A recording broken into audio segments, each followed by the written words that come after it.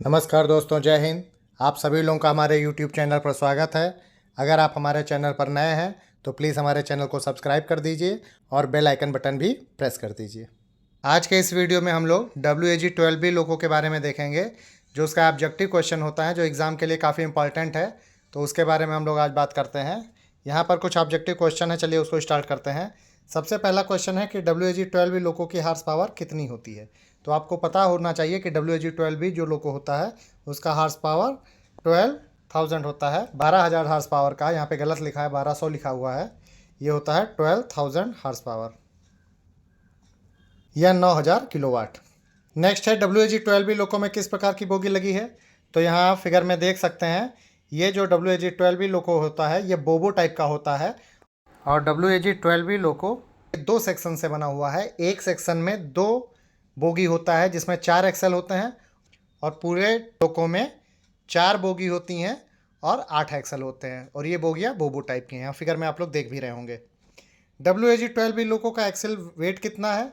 तो जो WAG-12B लोको है ये अभी जो चल रहा है वो 180 टन वाला लोको चल रहा है। और 180 टन को, चूँकि इसमें 8 एक्सल होते हैं, 8 से डिवाइड करेंगे तो 22.5 टन आएगा। आगे जो लोको बन रहा है वो 200 टन वाला भी बन रहा है। तो अगर 200 टन वाला लोको अगर पूछा जा रहा है तो उसमें जो एक्सेल लोड होगा 25 टन होगा, क्योंकि उसको भी 8 से डिवाइड कर दिया जाएगा, क्योंकि 8 एक्सेल है इसमें। नेक्स्ट क्वेश्चन है WAG-12B लोको में न्यू व्हील डाया कितना होता है। तो इसका जो न्यू व्हील डाया है वो 1250 होता है, और जो फुली वार्न हो जाता है वो 1164 होता है। ये फुली वार्न है। हाफ वार्न होगा 1207 यानी ये 1250 इसका न्यू व्हील डाया है। हाफ वार्न हो जाएगा यानी आधा घिसेगा तो 1207 है, और फुली वार्न हो जाएगा तो 1164 होता है। नेक्स्ट है WAG-12B लोको की मैक्सिमम स्पीड। तो इस समय जो लोको चल रहा है वो 100 kmph उसकी मैक्सिमम स्पीड है। नए लोको पे जो काम हो रहा है जो कि 200 टन वाला है, उसमें स्पीड 120 kmph तक जाएगी, फिलहाल 100 kmph है। नेक्स्ट है WAG-12B लोको का गियर रेशियो कितना है। तो गियर रेशियो होता है 4.78। अब ये कैसे आ रहा है। तो इसमें जो मोटर पिनियन है उसमें 23 टीथ है, और जो फिनाल व्हील है उसमें 110 टीथ है। ये सामने आपको दिख भी रहा होगा। नेक्स्ट WAG-12B लोको के 22.5 टन वाला एक्सेल वेट लोको में स्टार्टिंग ट्रैक्टिव एफर्ट कितना दे सकते हैं। तो जब चारों बोगी हमारी स्वस्थ है उसमें 706 किलो न्यूटन ट्रैक्टिव एफर्ट दे सकते हैं। और अगर हमारी 3 बोगी काम कर रही है, एक बोगी आइसोलेट है, तो भी उसमें 529 किलो न्यूटन ये हम ट्रैक्टिव एफर्ट दे सकते हैं। ये काफ़ी इंपॉर्टेंट है, इससे क्वेश्चन अक्सर आता रहता है। नेक्स्ट है, देखिए यहाँ पे ब्रेकिंग एफर्ट पूछ रहा है उसी लोगों का। तो ब्रेकिंग एफर्ट जब हमारी चारों बोगी स्वस्थ होगी उस समय 514 किलो न्यूटन होगा, और जब हमारी 3 बोगी वर्किंग में होगी, एक बोगी आइसोलेट होगी, उस समय हमारा जो ब्रेकिंग एफर्ट होगा वो मैक्सिमम 385 किलो न्यूटन होगा। नेक्स्ट है कैटल गार्ड की रेल लेवल से ऊंचाई। तो 196 होता है, और स्टोन डिफ्लेक्टर की रेल लेवल से ऊंचाई 40 होती है। ये जो कैटल गार्ड है ये दोनों आउटसाइड पे होगा, यानी इस लोको में टोटल 2 कैटल गार्ड है, एक सेक्शन ए साइड एक सेक्शन बी साइड। जहाँ तक स्टोन डिफ्लेक्टर की बात है तो ये व्हील के ठीक सामने होता है।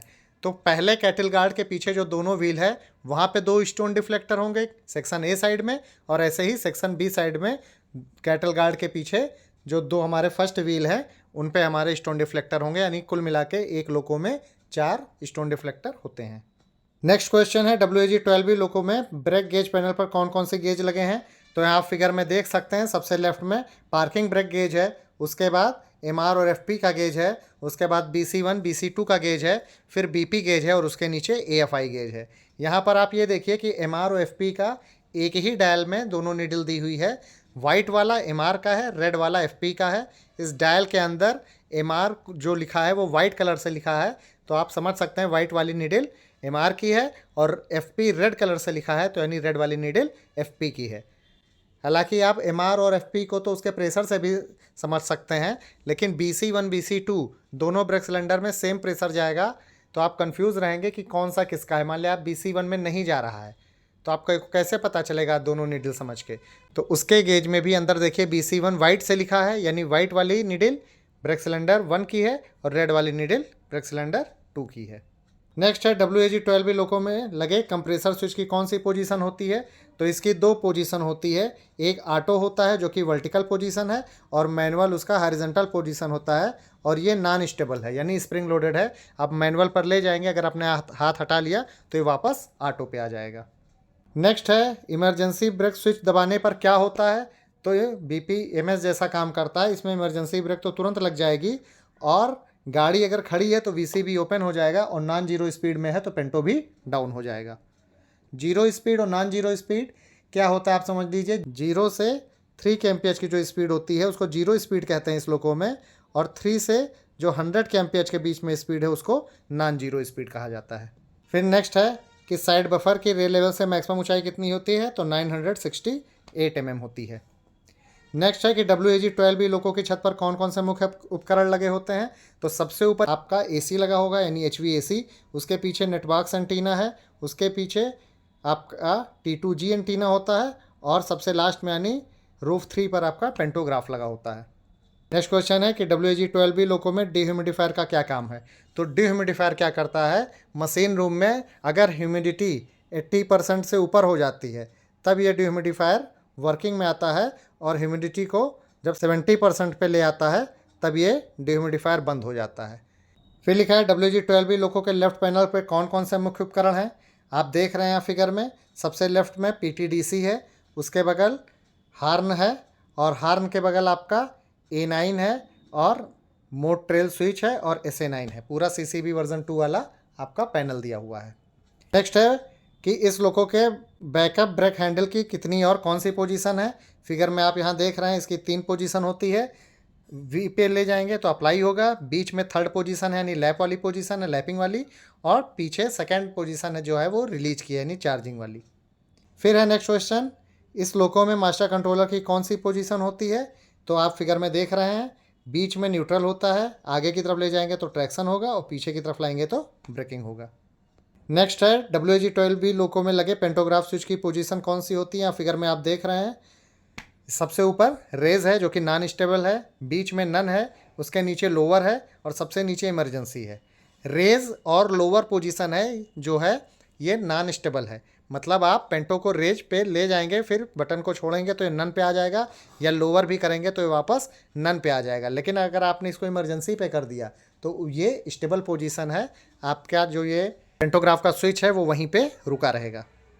फिर लिखा है WAG-12B लोको के इंडिकेशन पैनल में कौन कौन से इंडिकेशन पैनल है? तो कुल मिला के इसमें 7 इंडिकेशन पैनल है। सामने फिगर में आपको दिख भी रहा होगा। सबसे ऊपर की लाइन में EB अप्लाइड, LSDJ और फायर अलार्म है जो कि रेड कलर में है। उसके नीचे LSVW और UB यानी अनइंटेंशनल ब्रेक ये येलो में है। उसके बगल में पार्किंग ब्रेक ये ग्रीन में है, और सबसे नीचे LSAF ये भी रेड में है। नेक्स्ट क्वेश्चन है WAG-12B के लोगों के राइट सेल्फ में कौन कौन से उपकरण लगे हैं? तो यहाँ फिगर में आप देख सकते हैं, वाइट मार्कर के लिए एक स्विच है, उसके नीचे रेड मार्कर के लिए एक स्विच है, बगल में कैब लाइट, उसके नीचे स्पॉट लाइट, और सबसे नीचे जो हमारे पायलट लैंप है इसको टेस्ट करने वाला स्विच दिया है। इस लोको में कौन कौन से पैडल स्विच लगे हैं? फिगर में आप देख सकते हैं, 3 होते हैं। सबसे लेफ्ट में सैंडिंग के लिए है, बीच में बेलाफ के लिए है जिसको PVEF कहा जाता है, और सबसे राइट में विजिलेंस के लिए यानी PVCD। नेक्स्ट क्वेश्चन है, इस लोको में CCR पैनल पे कौन कौन से सील्ड स्विच लगे हैं?